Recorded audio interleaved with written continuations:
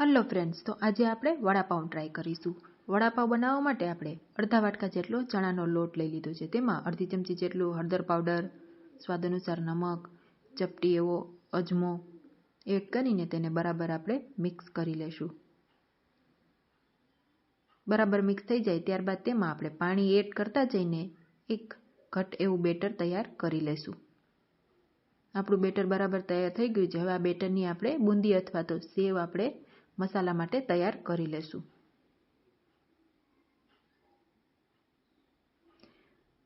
આને આપણે એકદમ ક્રિસ્પી એવી તળવાની છે। બધી જ બુંદીને આપણે આવી રીતે તૈયાર કરીને એકદમ ક્રિસ્પી એવી તળી લેશું। ત્યારબાદ આનો પણ આપણે એક મસાલો તૈયાર કરી લેશું। તો સૌથી પહેલાં આપણી બુંદી એડ કરશું, ત્યારબાદ 5 થી 6 કળી લસણની, ત્યારબાદ લાલ મરચું પાવડર, હિંગ, નમક એડ કરીને તેને ગ્રાઇન્ડ કરી લેશું અને એક મસાલો તૈયાર કરી લેશું। ત્યારબાદ આપણે લીલી ચટણી બનાવી લેશું।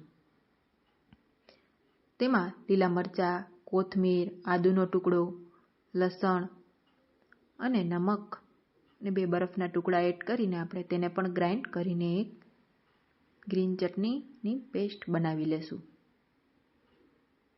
હવે આપણે બટેટાનો વઘાર કરી લેશું। બટેટાના વઘાર માટે રાઈ, જીરું, હિંગ, મીઠો લીમડો અને બાફેલા બટેટા એડ કરીને બરાબર મિક્સ કરી લેશું।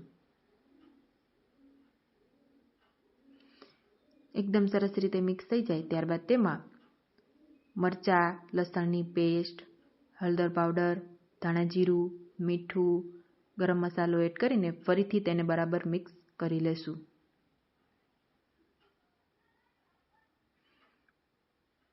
ને તેમાં કોથમીર એડ કરીને એક પ્લેટમાં આપણે ઠંડુ થવા મૂકી દઈશું। ઠંડુ થઈ ગયા બાદ તેના પણ આપણે એક વડા વાળી લેશું। આ વડાને આપણે આપણા બેટરમાં એડ કરીને તેને પણ આપણે તળી લેશું। બધા જ વડાને આપણે આવી રીતે તળી લેશું। આપણા વડા ગોલ્ડન બ્રાઉન થાય ત્યાં સુધી આપણે તેને તળશું। ત્યારબાદ આપણે લીલા મરચાંને પણ તળી લેશું। આપણો વડાપાઉંનો બધો જ મસાલો તૈયાર થઈ ગયો છે। હવે આપણે વડાપાઉં બનાવશું। વડાપાઉં બનાવવા માટે સૌથી પહેલાં એક પાઉંમાં આપણે ગ્રીન ચટણી લગાવી લેશું। બધી જ સાઈડથી આપણે ગ્રીન ચટણીને એકદમ સરખી રીતે સ્પ્રેડ કરી દેશું। ત્યારબાદ તેમાં આપણા વડા મૂકીશું, સાથે આપણો મસાલો જે તૈયાર કરેલો લસણનો તે પણ આપણે તેમાં એડ કરી દઈશું।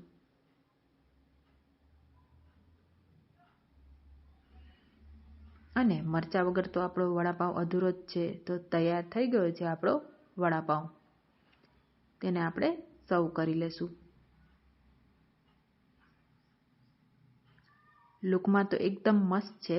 તમે એકવાર ટ્રાય પણ કરીને ટેસ્ટ કરજો। થેન્ક યુ મિત્રો।